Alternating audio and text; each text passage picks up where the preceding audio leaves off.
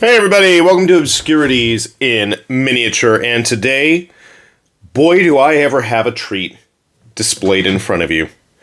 In the pantheon of ridiculously fun, cool, and questionable models that people should be fielding on the table, I present to you my latest and greatest. This is Tupik-pa, the All-Slayer, courtesy of Archvillain Games, and I gotta say, I am absolutely impressed with this model. I am just, as soon as I saw this guy, I was absolutely in love. I had to print this. The details on this guy are just off the charts. He is just put together with blue tack at the moment, but you have this giant, scarred up macaroni penguin.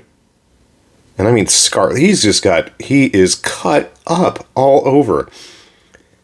Wearing the bones, I'm going to hope and assume, of his victims as he beats them senseless with a giant frozen stone club decorated with all sorts of totems and ice. And for my crappy, decrepit, ancient printer, at least by modern printing standards, the fact that we're getting such nice details out of this is quite impressive. But then again, you know, I basically have come to expect that from Archvillain Games. I'm like, I'm going to hold them to a higher standard when it comes to just simply well-detailed models. And my big gripe with Archvillain has always been sometimes there's just too much stuff sticking out, but, you know, he's pretty solid. He actually consists of basically 4 pieces, technically.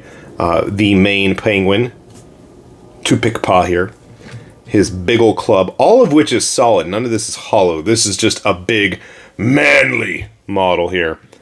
And then as we get him perched back on his base, there are small indentations, you can see here, for his claws. I love the fact that he's wielding this thing with a flipper. That is just, it's too much for me. That is a 75mm base he's on. Part of the most recent, at least as of the time of this model. I don't have anything glued yet, so that's why there's some gaps. And he's got his little standard bearer with him, which I absolutely am going to paint like Chili Willy. Now that's a name that you probably haven't heard in a long time, and hopefully you know what I'm talking about when I reference that. But he's got his standard kind of hanging out here on the back of that 75mm base. And one of the cool things is Archvillain has actually kind of gone and made the option you can have a totally scenic base, or if you like having a standard rounded lip to yours, that is something that is available as well. I know they've kind of gone moving forward with the modular models as well, so sadly he isn't actually part of the typical release. He's part of their bestiary line, which, you know, for me, somebody who's a big fan of monster models of all shapes and sizes, this is exactly what I want. Just big, crazy creatures. And I will find a use for it. And if you're interested in his little Chili Willy friend there, I know they have released penguins in the past. And the set that this guy actually was released with has an assortment of giant orca-style ogre troll things. There was a huge, like, ice salamander, behir type creature, which eventually we're going to get around to printing. Just a lot of fun models. And not sticking everywhere. That was my biggest gripe, I think, with their last kind of Japan-styled release, was that a lot of the models were just, I don't know how many times I broke it. I was so bummed out, the big centerpiece model. So you can see this is a big penguin here, as I start rambling about other models.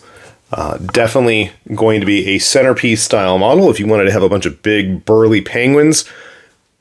I'm like, I don't know what kind of army you want to fielding, but I know I'm having something with this moving forward. And I mean, he's going to be doing some serious slaying here on my tabletop.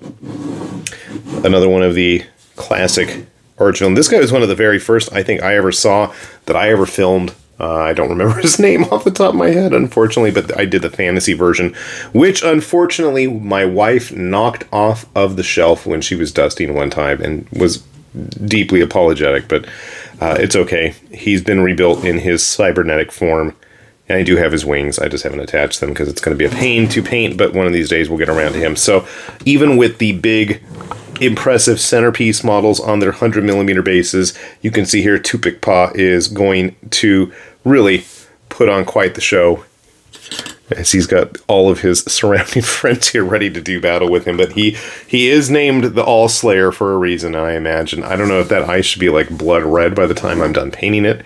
But I'm absolutely looking forward to getting this guy done. Like I said, this is going to be a quick video just because I wanted to point this out to you. Get them while you can. Get them while they're cheap. Get them while you can hit them on Patreon before they raise the prices and you have to resort to subbing for another month and then getting those 50% discounts, which most of these nice Patreons offer. But like I said, if these things look like something that are of interest to you, giant cybernetic demons, this guy isn't available right now, but I know with their current sci-fi lineup that was available at the same time as tupik-pa here, they've got a bunch of very doomed style models that might be of interest. So if giant killer penguins and cybernetic demons sound like something of interest to you, and they should, by all means, take a look at that link from Archvillain Games. So, with that said then, this has been High Lord Tamberlane with Obscurities and Miniatures, saying thanks for watching, and we will see you back here soon, hopefully with that guy painted. Bye-bye.